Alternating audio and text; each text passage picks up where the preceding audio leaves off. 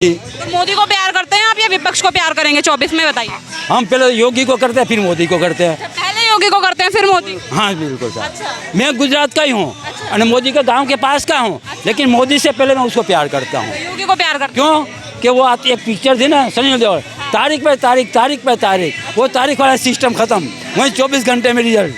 दूसरी बात है कि मोदी के अलावा कोई चेहरा ही नहीं है भारत में। चेहरा ही नहीं है कोई। जब तक सूरज चांद रहेगा मोदी तेरा नाम रहेगा। देखिए 52 करोड़ बहुत होता है, दिल्ली सरकार के पैसे से 52 करोड़। आज इतनी महंगाई हो रही, ये तो उग्रवादी है तो दिल्ली बेच सका जाता केजरीवाल तो। ऐसी बात है। हाँ जी, मैं क्या बता दे, केजरीवाल चोर है साला। हाँ चोर है, डरकेत है ये तो।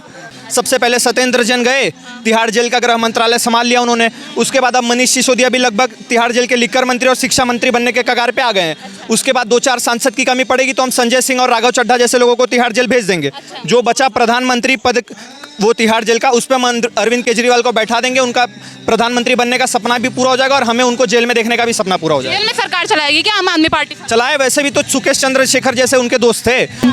जो भी महागठबंधन होना चाह रहा है उसके मूल में यह है कि किसी तरीके से ये पावर में आ जाए।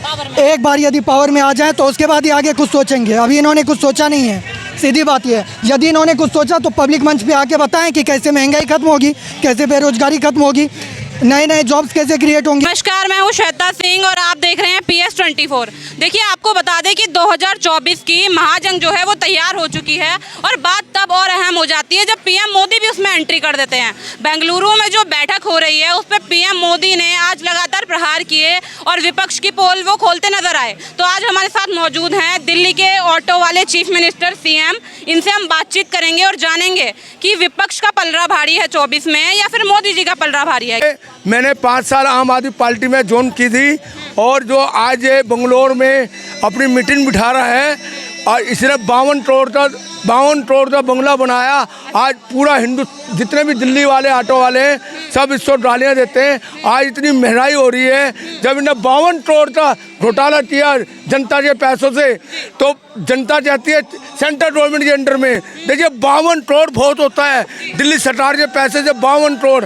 आज इतनी महंगाई हो रही, ये तो उग्रवादी है तो दिल्ली बेच सका जाता केजरीवाल तो। ऐसी बात है। हाँ जी, और मैं बताना चाहता हूँ आप लोगों को, पब्लिक को, कि केजरीवाल जो अपने गुरुग्राम नहीं हुआ वो बेंगलोर में किसी का क्या हो रहा है, बेंगलोर में उग्रवादी पैदा कर रहा है। केजरीवाल उग्रवादी।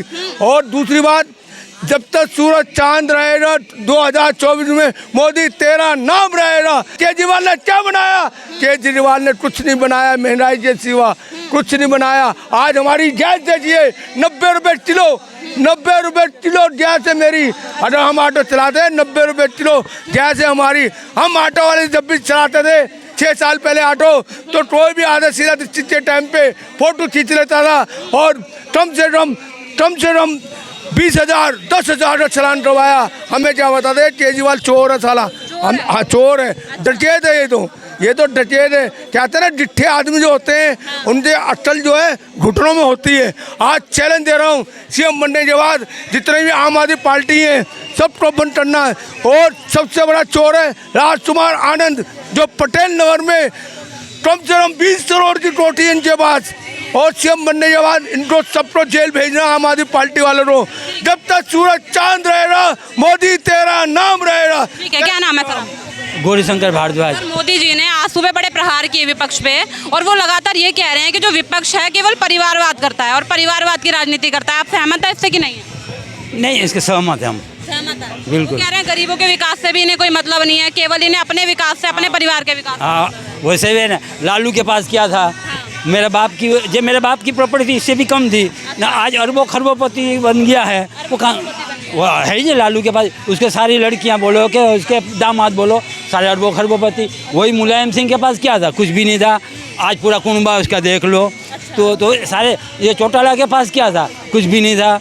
हाँ, तो जितने ये फरीदाबाद है तो हम मानते ये चीज़ को। भ्रष्टाचार करते हैं मतलब विपक्ष वाले। और अरे दूसरी बात है कि मोदी के अलावा कोई चेहरा ही नहीं है भारत में। चेहरा ही नहीं है कोई। सर विपक्ष तो कह रहा है इतना बड़ा गठबंधन बनाया है हमने 26 पार्टियों का। चेहरा कौन है ये बतावे? चेहरा कौन है? अभी दूल्हा ही नहीं पता, दूल्हा कौन बनेगा बारात आज। हाँ, बारात पहले आ गए, दुल्हा नहीं है। दूल्हा ही नहीं है। हाँ जी। तो मोदी को प्यार करते हैं आप या विपक्ष को प्यार करेंगे 24 में, बताइए। हम पहले योगी को करते हैं फिर मोदी को करते हैं। पहले योगी योगी को करते हैं फिर मोदी। हाँ बिल्कुल सर। अच्छा। मैं गुजरात का ही हूँ और मोदी के गांव के पास का हूँ, लेकिन मोदी से पहले मैं उसको प्यार करता हूँ। योगी को प्यार करते क्यों कि वो आती एक पिक्चर थी ना सनी देओल, तारीख पे तारीख, तारीख पे तारीख, वो तारीख वाला सिस्टम खत्म, वहीं 24 घंटे में रिजल्ट। वो है आदमी है सही। इतना बढ़िया उत्तर प्रदेश। वो हाँ उत्तर प्रदेश बहुत बढ़िया है। नहीं सही है तो सही कहेंगे। जैसे मैं कह रहा हूँ मैं मोदी के गांव का ही हूँ, पड़ोसी हूँ, लेकिन मेरे को फिर भी योगी ज़्यादा पसंद है। हाँ जी बिल्कुल। क्या नाम है सर आपका? नाम क्या है आपका? मेरा कृष्णा। अच्छा, मोदी जी जो ये कह रहे हैं कि जो विपक्ष है इनके तो ब्रांड कुछ और है और अंदर सामान कुछ और है, क्या लगता है आपको? सही कह रहे हैं कि गलत कह रहे हैं? अब देखिए, किसी भी पॉलिटिकल पार्टी को आप चूज कीजिएगा तो उसका प्रीवियस जो बैकग्राउंड है वो तो देखिएगा। जो भी यूपी में पार्टीज़ रही हैं या बिहार में रही है या फिर और सब स्टेट्स में रही है, तो आप देखिए कि प्रीवियसली उसने कितना काम किया था और मोदी ने इतने समय में कितना काम किया है। आप तो इसी अनुसार वोट दीजिएगा, लेकिन यदि आप ये सोच रहे हैं कि आम व्यक्ति को कितना लाभ हुआ इस आधार पे आप देना चाहते हैं, तो ये आप सरकार से अपील कीजिए कि हमारे लिए भी वो भी प्रोटेस्ट करें, आम व्यक्ति भी प्रोटेस्ट करें। सरकार को तो अपने बात को कहने का अधिकार है ना, उनको ऐसा तो है कि नहीं है। ये बात को आप कोर्ट में भी रख सकते हैं कि महंगाई इतनी ज़्यादा हो रही है और भी बहुत सारी बातें हैं, लेकिन लगता है जो मोदी जी कह रहे हैं कि ब्रांड तो कुछ और है विपक्ष वालों का, अंदर कुछ और है, सच है ये बात? सीधी बात यह है कि अभी इन लोगों के जो भी महागठबंधन होना चाह रहा है उसके मूल में यह है कि किसी तरीके से ये पावर में आ जाएं। एक बार यदि पावर में आ जाएं तो उसके बाद ही आगे कुछ सोचेंगे। अभी इन्होंने कुछ सोचा नहीं है, सीधी बात यह है। यदि इन्होंने कुछ सोचा तो पब्लिक मंच पे आके बताएं कि कैसे महंगाई खत्म होगी, कैसे बेरोजगारी खत्म होगी, नए नए जॉब्स कैसे क्रिएट होंगे, इंफ्रास्ट्रक्चर आप किस तरीके से देखिए दिल्ली में ये फिक्स हो गया कि 10 साल में 15 साल में कुछ बड़ा हो जाता है। अभी कोविड आया, इसके लिए आपने लॉन्ग टर्म सॉल्यूशन कुछ निकाला क्या? फ्यूचर में कल 5 साल के बाद नए डिजीज आ जाएंगे, आप क्या करेंगे? आप हम जिन मुद्दों पे विपक्ष लड़ाई करता है, बेरोजगारी, महंगाई, गरीबी, उनका सॉल्यूशन तो देना चाहिए। ये सारी पब्लिक चैनल पे कभी भी इसका सॉल्यूशन नहीं दिया जाएगा आम व्यक्ति को, यही सच्चाई है। और सॉल्यूशन इसलिए नहीं दिया जाएगा क्योंकि उनको सॉल्यूशन खुद ही नहीं पता है, वो क्या सॉल्यूशन देंगे। सॉल्यूशन देने के लिए आपको ग्राउंड लेवल पे जाके जुड़ना पड़ेगा, आम व्यक्ति के साथ रह के देखना पड़ेगा कि क्या इस समस्या का समाधान है, उसकी समस्याएं क्या है यही नहीं पता है आपको। क्या नाम है सर आपका? ऋषिकेश शुक्ला। लगातार जो मोदी जी हैं वो कह रहे हैं भाई ब्रांड कुछ और है विपक्ष वालों का और अंदर सामान कुछ और है, आपको सही लग रहा है कि गलत लग रहा है? बिल्कुल सही बोल रहे हैं। सही बोल रहे हैं। अरविंद केजरीवाल देखो चल दिए वही ब्रांड देख के। अब नीतीश बाबू थे, वो कभी कमल पे बैठ के तैर रहे थे, अब जब कमल डूबने लग गया उसके पत्ते सूख गए तो लालटेन पे चढ़ गए। तो उनका तो काम यही है, दुनिया को पता है कि वो ये पहली बात तो लड़ाई विपक्ष की एकजुट होने की है नहीं, ये सब दिखाना चाह रहे हैं कि मेरी पार्टी सबसे ज़्यादा बड़ी है, मैं नेतृत्व करूँगा। अगर इतना ही यूनिटी होती तो 2019 से मैं अभी तक सुन रहा हूँ कि इन्होंने महाविपक्ष बना के रखा है, एकजुटता फैला के रखी है। अभी तक 4 साल हो गया, 5वां साल होने आ गया, इनका पीएम पद का वो उम्मीदवार नहीं मिल पाया। सर सिर्फ और सिर्फ फर्जीवाड़ा है, लोगों को गुमराह करने की साजिश है। हमारे विजन तो क्लियर है, या तो मोदी को लाना है या तो मोदी को नहीं लाना है, लेकिन दोनों में मोदी फैक्टर तो कॉमन है ना, तो इसीलिए हमारे दिमाग में बना हुआ है कि मोदी को ही लाना है। बिल्कुल। अच्छा सर, मोदी जी ये भी कह रहे हैं कि जो विपक्ष के जो गठबंधन है ये उन लोगों को बड़ा प्यार करते हैं जो जेल में है भ्रष्टाचार में, या फिर जो जमानत पर बाहर है, जिनका पूरा परिवार जमानत पर बाहर है, क्या कहेंगे? चोर चोर मौसेरे भाई, इनका यही तो चल रहा है। सब भ्रष्टाचारी एक दूसरे को बचाने के लिए एकजुट हो गए।